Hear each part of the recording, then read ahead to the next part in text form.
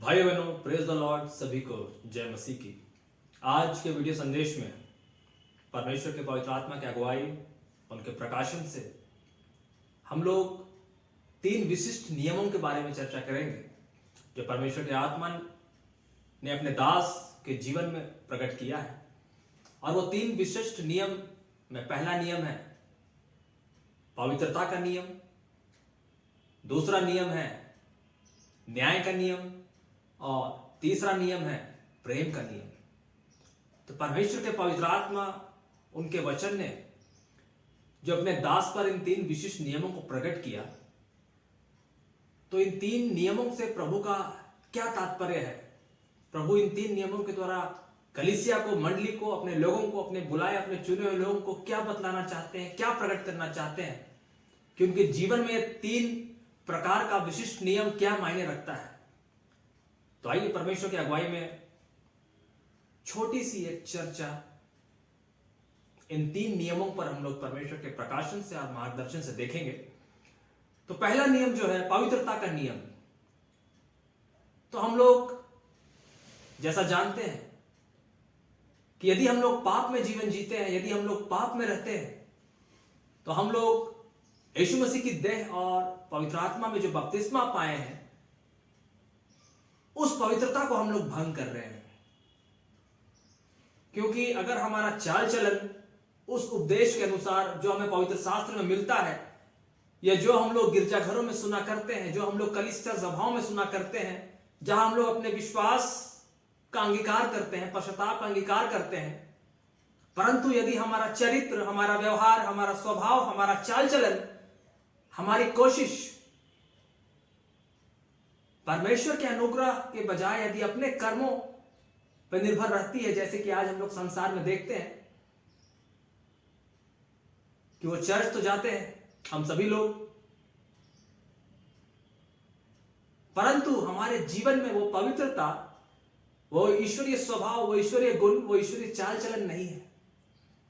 जब हम धर्मशास्त्र को अपने हाथ में रखते हैं, अपने हाथों में पढ़ते हैं, तब तो हम लोग बहुत ही प्रेम से उन वचनों का उच्चारण करते हैं, अंगीकार करते हैं, अपने पापों के लिए, कलीसिया के लिए प्रार्थनाएं, दुआएं मांगते हैं। जब गिरजाघरों में जाते हैं, कलीसिया मंडली त्योहारों में होते हैं, परंतु जीवन के विभिन्न पलों में, विभिन्न परिस्थितियों में उसके अनुसार हम लोग चलते नहीं हैं। और यदि हम लोग उसके अनुसार चलते नहीं है, जो पवित्र शास्त्र का जो नियम है या परमेश्वर की जो वाचा है यीशु मसीह में युग युग के लोगों के लिए, जाति जाति के लोगों के लिए, तो जिस दाखमधु, जिस दाखरस को हम लोग खाते पीते हैं यीशु मसीह के नाम में, विश्वास की वाचा के रूप में, प्रभु भोज की वाचा के रूप में, जिस पवित्र आत्मा के नाम में हमने बपतिस्मा को प्राप्त किया है, उस परमेश्वर के पवित्र मंदिर की पवित्रता को हम लोग भंग करते हैं। यदि हम लोग का जीवन पाप में है, पाप से भरा है, मसीह होने के बाद भी, विश्वासी होने के बाद भी, चर्च जाने के बाद भी, बाइबल पूरा पढ़ लेने के बाद भी, पाप स्वीकार करने के बाद भी, पश्चाताप करने के बाद भी, कलीसिया मंडली लोगों के लिए प्रार्थना करने के लिए, अन्यजातियों को प्रचार करने के बाद भी, अनेक बड़े बड़े काम करने के बाद भी, दान दक्षिणा करने के बाद भी, यदि हमारे जीवन से परमेश्वर का आत्मिक कार्य, परमेश्वर का वचन हमारे जीवन से प्रकट नहीं होता है, जो ज्योति हमने यीशु मसीह में प्राप्त की है, पवित्र आत्मा में प्राप्त की, यदि वो और तक प्रकाश नहीं फैलता है, और यदि हमारी देह में, हमारे जीवन में अंधेरा है, तो हमारा जीवन पाप में है। हम अब भी पाप से भरे हैं। और यदि हम पाप में जीवन जी रहे हैं, पाप में चल रहे हैं, ये सब कुछ करने के बाद भी, तो हम उस पवित्रता के नियम का उल्लंघन करते हैं। अब हम लोग दूसरे नियम को देखते हैं, न्याय का नियम। तो जैसा हम लोग जानते हैं, परमेश्वर का पुत्र यीशु मसीह जब जगत में आएगा, अपने श्वेत सिंहासन में आएगा, जाति जाति के लोग उसके सामने उपस्थित होंगे। एक और बड़ी भीड़ होगी, खजूर की डालियां लिए हुए, उसका जय जयकार करते हुए, स्तुति करते हुए उस मेमने का, जिन्हें वो अपना राजा, राजाओं का राजा, प्रभु प्रभुओं का प्रभु कहेंगी,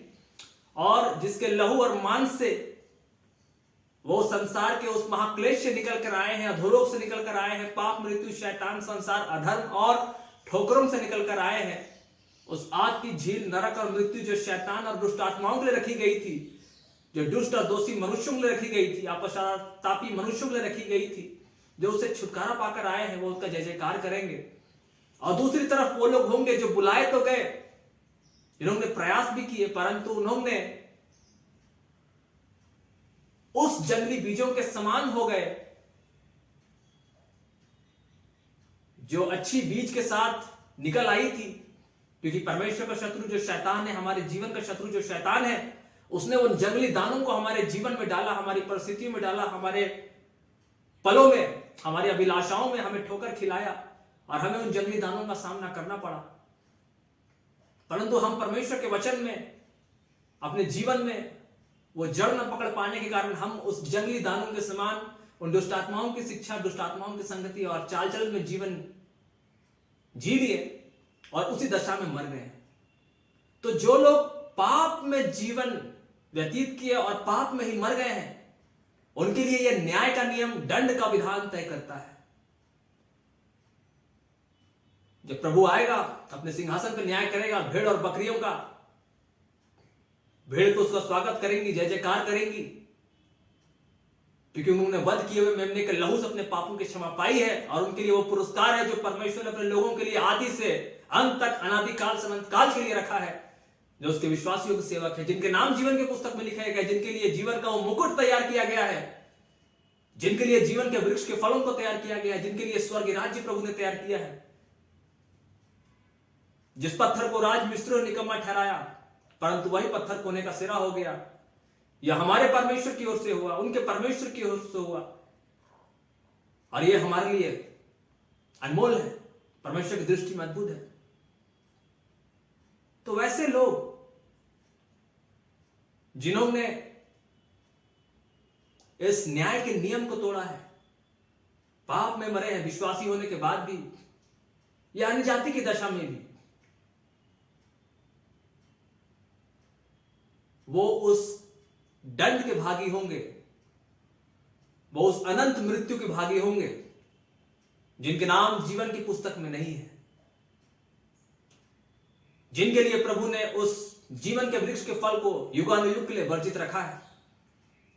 जिनके लिए प्रभु ने उस अनुग्रह के मुकुट को, करुणा के मुकुट को हटा लिया है, क्योंकि उन्होंने बुलाने के बाद भी, समय देने के बाद भी, सेवकाई प्रचार के बाद भी परमेश्वर के अनुग्रह को ठुकराया है। और अपने चाल चलन से भी, अपने चरित्र से भी, अपने जीवन के व्यवहार से भी उन्होंने परमेश्वर को क्रोध और रीस दिलाया है कि परमेश्वर उनका नाश करे, सर्वनाश करे, और उन्हें उन बकरियों में शामिल करे जो उस आग की झील में डाली जाएगी, जो अनंत मृत्यु की आग और गंधक से जलती है, जहां शैतान जो सारी जातियों का भरमाने वाला है, सारी सृष्टि का भरमाने वाला है, और उनके साथ वो पश्चातापी दुष्ट आत्माएं भी, जिन्होंने परमेश्वर का विरोध किया और अपने पवित्र स्थान को खो दिया, अपने पवित्र अभिषेक को खो दिया, वो भी नष्ट होंगे। तो हम लोग दूसरे नियम में देखते हैं, यदि हम लोग पाप में मरते हैं, क्या इजरायली, क्या अन्य जाति, क्या मसीही, गैर मसीही, तो न्याय का नियम हम पर दंड का विधान लाता है। और दंड यह है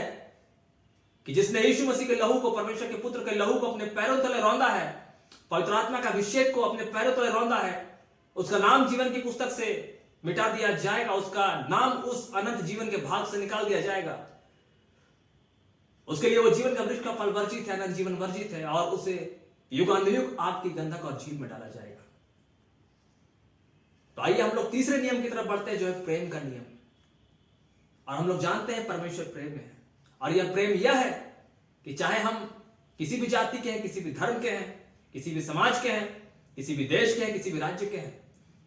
यदि हम परमेश्वर के पुत्र यीशु मसीह के मांस लहू पर विश्वास करते हैं, उनको अपना उद्धारकर्ता स्वीकार करते हैं, सिर्फ मुंह से नहीं, होठों से नहीं, परंतु आत्मा और सच्चाई से। और ये कैसे होगा? जब हम पवित्र आत्मा को पुकारते हैं, परमेश्वर की सहायता मांगते हैं, ढूंढते हैं, खटखटाते हैं, तो जैसा यीशु ने कहा, वह हमारे लिए एक और सहायक देगा, जो हमें सच्चाई का मार्ग बतलाएगा, जो हमें पाप के दासत्व से छुड़ाएगा, जो हमें स्वतंत्र करेगा